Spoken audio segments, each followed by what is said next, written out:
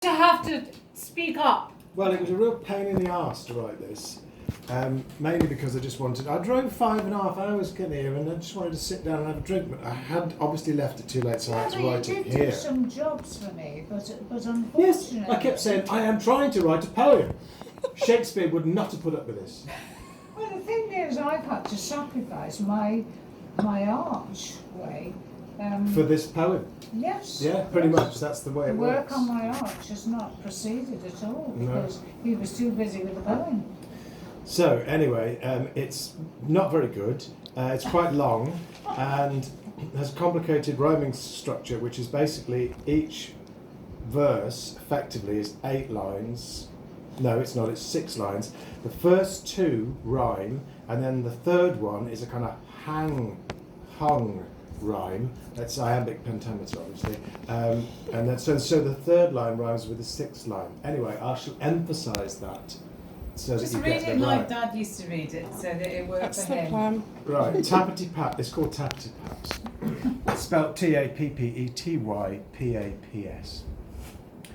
I can't remember exactly when it started, but I think I remember feeling faintly broken-hearted about the time that you were born. Up until then, I'd enjoyed a natural ascension, 18 full months of undivided parental attention. But then you turned up, and I became forlorn. From that moment, I burbled to myself, points would not come automatically, and I must up my game dramatically if I was to stay ahead in it and maintain my sovereignty. And so I embarked upon an extended campaign of inveiglement, taking every chance to supplement my early lead and primogenitorial guarantee. At times it seemed you were disproportionately rewarded and gained some ground, despite my best efforts at one-upmanship, my nose being mostly browned, such as when they invested heavily in horse riding and ballet lessons. I reasoned to myself that these favours were a reflection of some inkling on their part of imperfection. And so I nobly tolerated these concessions. Have you heard this? But as our shared childhood moved along into young adulthood, it became clear, to my relief, for ill or good, that you weren't destined to become the next Margot Fontaine or Frankie Dettori.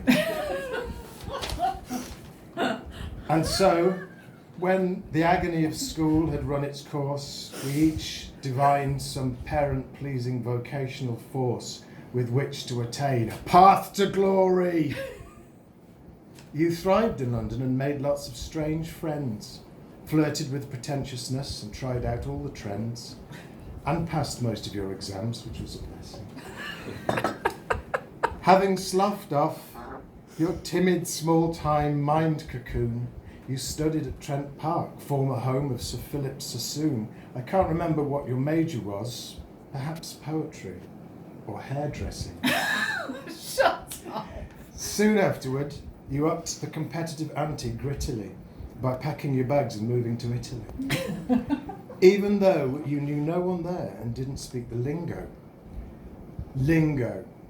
Teaching English, of all things, was your professed profession, honing the art of the filthy expression, which is how you met your future husband, Staffo. Bingo!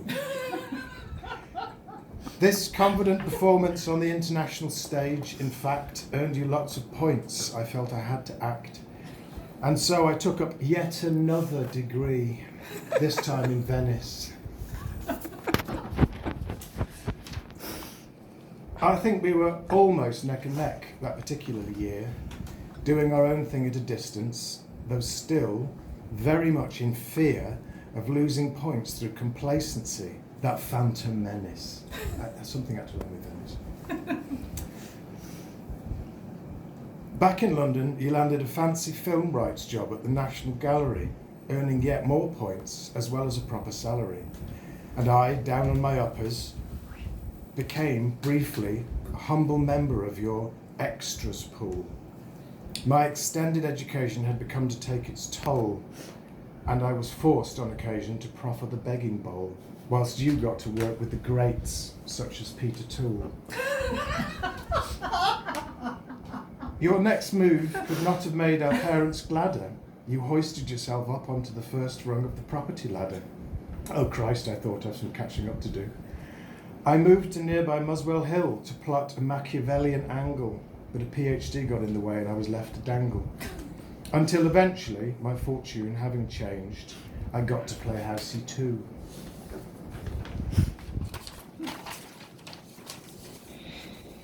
Years later on, in Rye, I felt I'd finally escaped the rat race, but not that other competition, in which I still hoped to outpace my little sister, who, though feigning indifference, still had her eye on the main chance. Sadly now, mid-pandemic, and with only Mum to please, and left with nothing special up my sleeve, I feel inclined at last to submit to fate, to change my stance. Half a century has passed, during which I think we've each of us proved our worth, striving every day to seize that priceless prize since birth.